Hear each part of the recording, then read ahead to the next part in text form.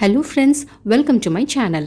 இன்றைக்கி நம்ம சேனலில் ஒரு சூப்பரான கிறிஸ்பியான ரெசிபி தான் பார்க்க போகிறோம். அது என்னன்னு பார்த்தீங்கன்னா காலிஃப்ளவர் 65 இல்லை கோபி 65ன்னு கூட சொல்லலாம். இந்த ஸ்நாக்ஸ் செய்கிறதுக்கு ஜஸ்ட் 15 மினிட்ஸ் தான் ஆகும்.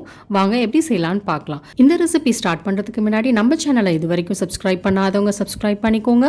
நோட்டிஃபிகேஷனுக்கு பெல் ஐக்கானையும் கிளிக் பண்ணிக்கோங்க. இதுக்கு ஒரு முழு காலிஃப்ளவர் எடுத்திருக்கேன். இது வந்து ஒரு 1/2 கிலோ இருக்கும்.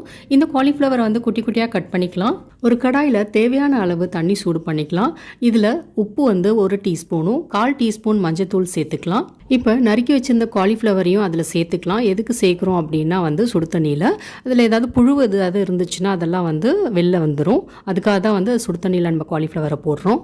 இதை போட்டு ஒரு 2 நிமிஷத்துலேயே வந்து நம்ம எடுத்துடணும். இது வந்து ஒரு 50% வந்திருந்தாலே போதும். இப்போ மேரினேஷனுக்கு தேவையான பொருட்கள் பார்த்துடலாம்.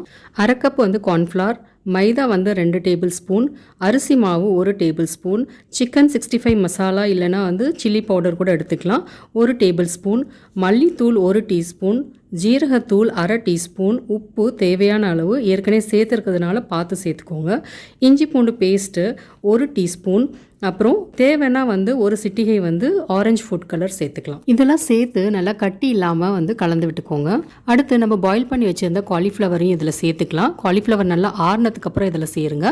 இதை மிக்ஸ் பண்ணும் போது பார்த்து லைட்டாக மிக்ஸ் பண்ணிக்கோங்க. ஏன்னா வந்து உடையாமல் இருந்தால் தான் வந்து நல்லாயிருக்கும். தேவைப்பட்டுச்சுன்னா ஒரு 2 டேபிள் ஸ்பூன் அளவு தண்ணி சேர்த்து மிக்ஸ் பண்ணிக்கலாம்.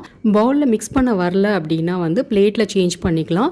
நல்லா வந்து ஒவ்வொரு காலிஃப்ளவரும் நல்லா கோட் ஆகிற மாதிரி மிக்ஸ் பண்ணிக்கோங்க. இது வந்து ஒரு 10 மினிட்ஸ் வந்து ஊறுனா போதும், ரொம்ப நேரம் வைக்க வேண்டாம். பாருங்கள், ஒவ்வொரு காலிஃப்ளவர்லேயும் மசாலா வந்து நல்லா உள்ளர போயிருக்கு.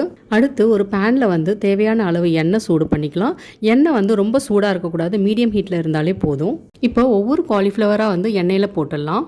நடுவில் வந்து திருப்பி போட்டு கோல்டன் ப்ரௌன் ஆகிற வரைக்கும் வந்து ஃப்ரை பண்ணி எடுத்துக்கோங்க. ஃப்ளேம் வந்து மீடியம்லேயே இருக்கட்டும், அப்போ தான் வந்து காந்தி போகாமல் இருக்கும். உள்ளாரியும் நல்லா வெந்திருக்கும், வெளியிலையும் வந்து நல்லா கிறிஸ்பியாக இருக்கும். நல்லா கோல்டன் ப்ரௌன் ஆகிடுச்சு.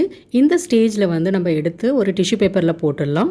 இதே மாதிரி மற்ற காலிஃப்ளவரையும் வந்து எண்ணெயில் பொரிச்சு எடுத்துடலாம். அவ்வளோதான், கிறிஸ்பியான கோபி 65 ரெடி.